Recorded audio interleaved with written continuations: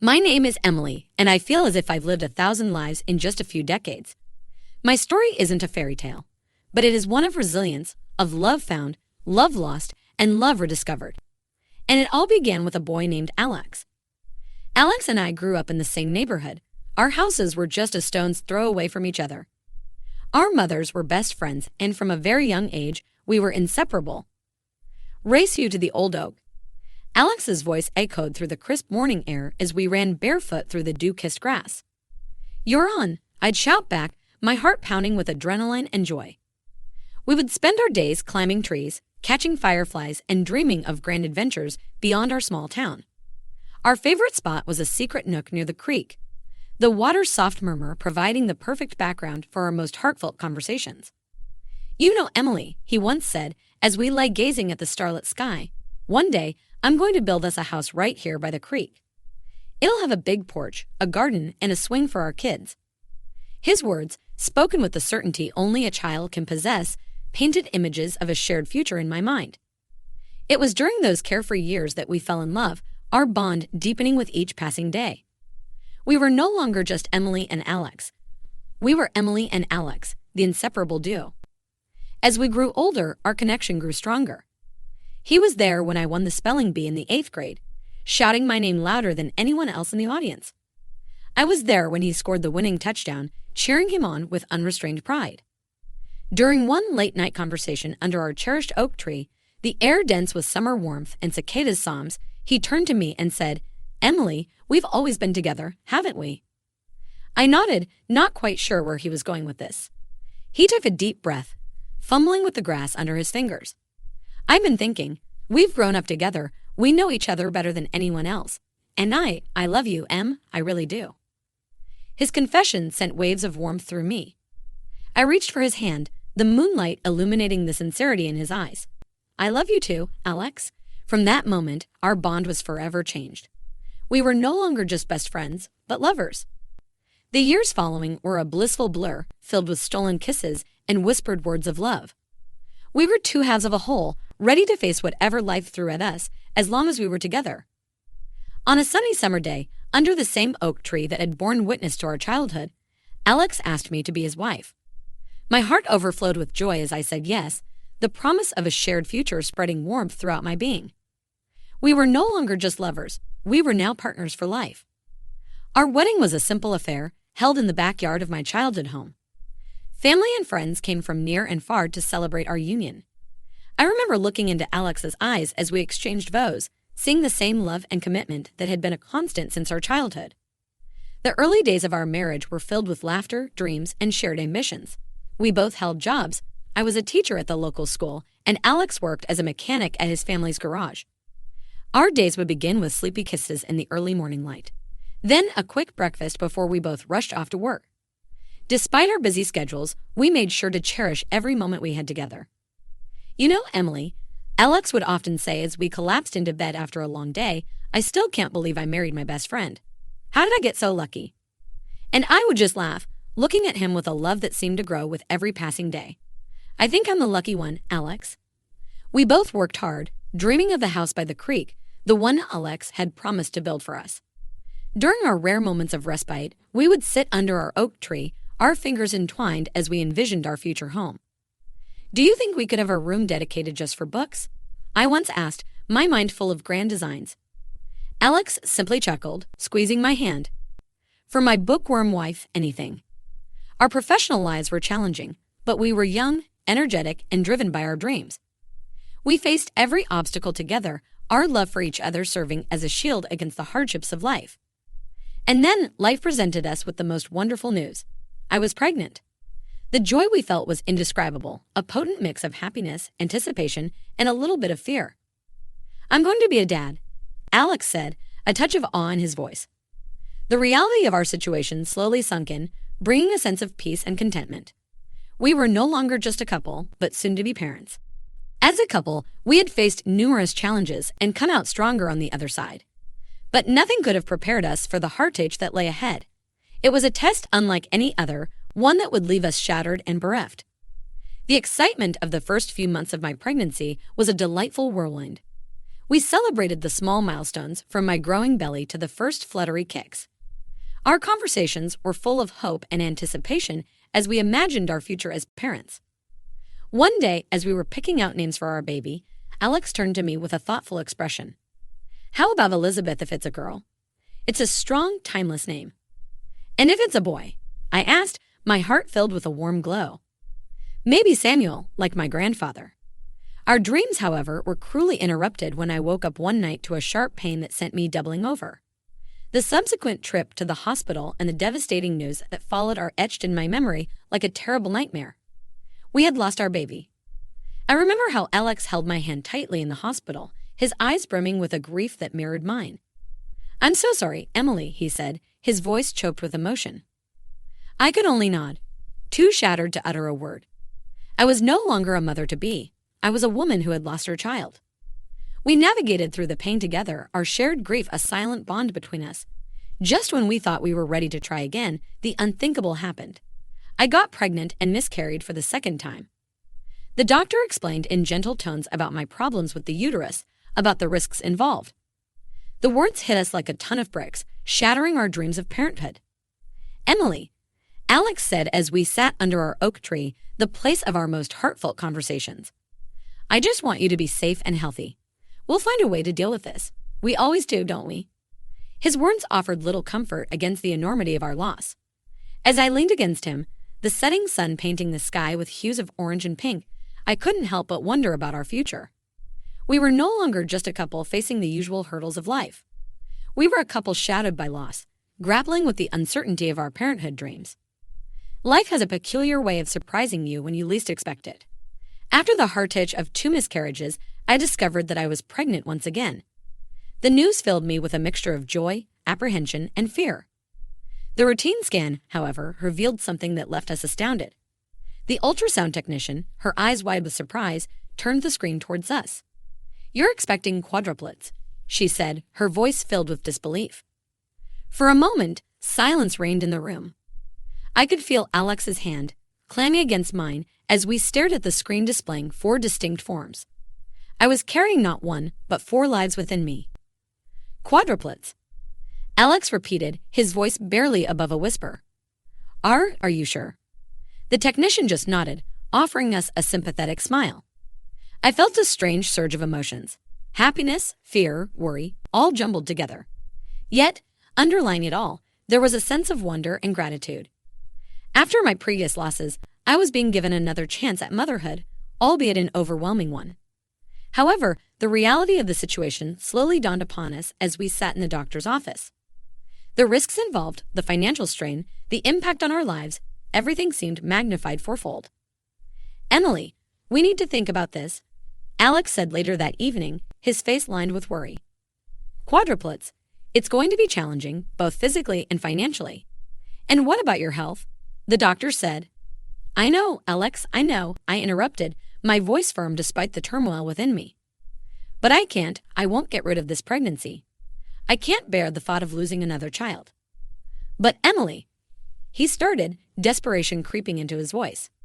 "No, Alex," I interjected, tears staining my eyes. "This might be my last chance. We'll figure something out." That night, our conversation hung heavily in the air. We were no longer just a couple dealing with the trials of life. We were a couple standing on the precipice of an overwhelming challenge. The days following the revelation of my quadruplet pregnancy were fraught with tension. Alex and I were caught in a whirlwind of emotions, our dreams of parenthood now seemingly monstrous and unattainable.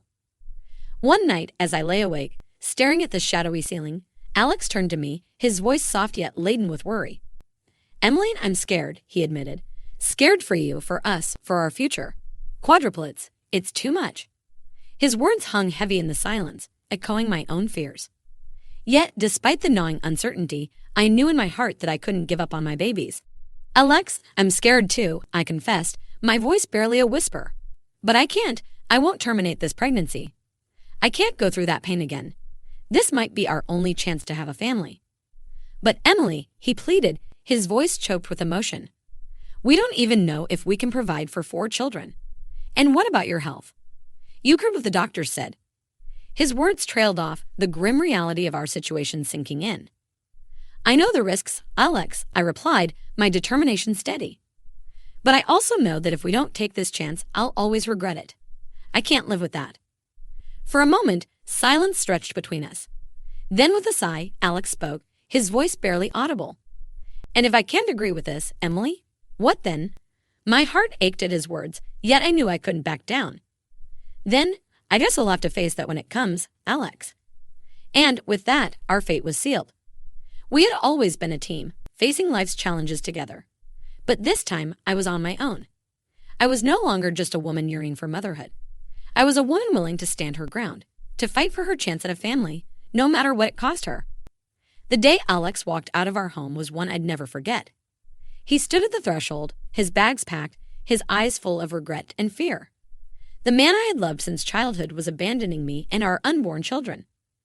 Emily, he began, struggling for words. I just can't. I'm sorry. His apology hung in the air between us, a painful reminder of our broken dreams. He was walking away from the life we had imagined, from the family we were about to become. As he disappeared down the street, I closed the door, my heart heavy with despair.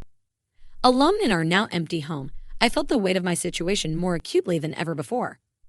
Yet, even amidst the heartache, I knew I couldn't afford to crumble. I was not just a woman scorned. I was a woman with 4 lives growing inside her.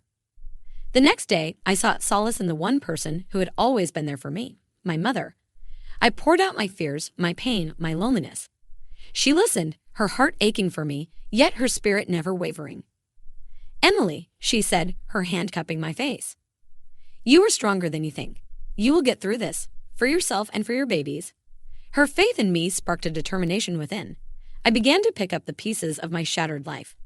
I sought assistance from government agencies and charitable organizations, embracing their support as I prepared for the journey ahead. Late into the night, I would sit in the nursery, gently rubbing my belly, speaking softly to my babies. Your daddy may not be with us, I'd say. But know that you are loved, you are wanted, and we'll face whatever comes our way together. I was no longer just a woman abandoned. I was a woman standing tall amidst her trials, ready to face whatever life had in store. In the wake of Alex's departure, my mother became my bedrock, her presence a constant reassurance in a world that had tilted on its axis. With the arrival of my beautiful quadruplets, 3 girls and a boy, our lives took a dramatic turn. Long sleepless nights, countless diaper changes, and an endless cycle of feeding and burping became my new normal. Yet every little coo, every small gurgle made it all worth it. One day, as my mother and I sat amidst the soft murmuring of the babies, she looked at me with affection in her eyes. Emily, you're doing so well, she said, her voice thick with pride. Exhausted yet fulfilled, I looked at her, managing a small smile. I'm just doing what I need to, Mom. For them. In response, she covered my hand with hers, her touch as comforting as ever. And that's what makes you remarkable, dear. As weeks morphed into months, I found myself navigating the labyrinth of motherhood, supported by my mom and sustained by the assistance I received from the government and charitable organizations. Each moment with my babies was precious. I found joy in their tiny yawns, their cute sneezes, the way their tiny fingers wrapped around mine. I spent hours talking to them, sharing stories of their family, their father, and the world they were yet to explore. We're a team, my darlings, I'd whisper, touching their soft cheeks. We're going to conquer the world together. As the days passed, I felt myself evolving, growing into the role of a mother, finding strength I never knew I possessed. I was no longer just a woman struggling to keep her life together. I was a mother, a survivor, a woman powered by her love for her children. In the midst of my whirlwind life, a new ray of hope appeared. His name was Sam, a widower with 2 children of his own and a thriving small business. Our paths crossed at a community event for parents. I'm Sam, he introduced himself, a kind smile on his face. And those 2 are my world. He pointed to a pair of cherubic faces peering at us shyly. In him, I found a kindred spirit, someone who understood the challenges of single parenthood. Our friendship blossomed naturally, our shared experiences becoming the foundation of our bond. One day, as we sat in the park, our children playing happily in the distance, Sam turned to me, his eyes serious. Emily, he began, his voice hesitant, I know we've both been through a lot. Would you consider giving us a chance? His words hung in the air, a question and an offer, all at once. I looked at him, really looked at him, seeing the hope and the fear in his eyes. And I knew my answer. Yes, Sam, I responded, my voice steady. I would like that. Our courtship was a dance of patience and understanding, of stolen moments amidst parental duties, of shared laughter and comforting silences. It wasn't long before Sam asked me to marry him, promising to love me and my children as his own. With the blessings of our children and my mother, we wed in a simple ceremony, embarking on a new journey of shared dreams and responsibilities. We were no longer just two single parents. We were a family bound by love, resilience, and a shared past. As the years passed, my 4 beautiful babies bloomed into 4 remarkable individuals. I watched with a heart brimming with pride as they navigated their own paths, their lives a testament to the love and resilience that had marked their upbringing. There was Maria, the eldest by a few minutes, who had inherited my love for books. She pursued a degree in literature and became a respected university professor. Then there was Emma, the artist of the family. She found her calling in painting and managed to make a successful career out of her passion. Her artworks were sought after, their vibrant colors and emotions speaking to many. John, the only boy, took after Sam. He showed a keen interest in business from a young age. With Sam's guidance, he completed his MBA and took over the family business, expanding it further with his innovative ideas. And finally, there was Lily, our sunshine. She pursued her interest in environmental science and dedicated her life to making the world a better place. Her work in an environmental NGO was impactful and fulfilling. One day, as we sat together in our living room, our laughter filling the air, John looked at me, his eyes full of affection. "Mom," he said, "we want you to know that we're here for you, just as you've been there for us. You don't have to worry about anything." The sincerity in his words and the nodding agreement from his sisters made me well up. "Thank you, my loves," I responded, my voice thick with emotion. I couldn't be prouder of you all. Our shared past had nurtured a bond that held us together. Through their successes, my children not only became financially independent, but also took care of me, their love and gratitude a constant reminder of our journey together. We were more than just a family. We were a testament to love, resilience, and the power of never giving up. The years of peace and prosperity in our lives were disrupted by an unexpected visitor. Alex, the man who had once been my world, who had abandoned his own flesh and blood, was at our doorstep after all these years. He looked older, haggard, a shadow of the man I once knew. His eyes were filled with regret as he looked at us, his once family. "Emily," he began, his voice raspy. I've made mistakes, terrible ones, and I know I don't deserve it, but I'm here to ask for your forgiveness." The room was filled with an uncomfortable silence. I felt my grown children's eyes on me, their confusion and hurt palpable. Drawing a deep breath, I addressed my offspring. "Your father has come to ask for our forgiveness. It's a lot to process. I won't influence your decision. He hurt us all, but the choice to forgive him is yours." One by one, they confronted their father. Maria, always the eloquent one, voiced her anger and hurt. "You were never there for us," she said, her voice trembling. "You chose to walk away, Dad, and now we choose not to forgive you." Emma, John, and Lily echoed their sister's sentiments. Their words were not laced with hatred, but with hurt and betrayal, a scar left by a father who had chosen to abandon them. Alex left, his hopes of forgiveness and reconciliation crushed under the weight of his past actions. That day, my sons and daughters reminded me of the strength and resilience they had inherited from their challenging beginnings. Their words were not just a rejection of their father, but a testament to their resilience and the family we had become in his absence. Judgment Day arrived in a way none of us expected. My grown children, my pride and joy, had made a decision that required courage and honesty. They chose not to forgive their biological father.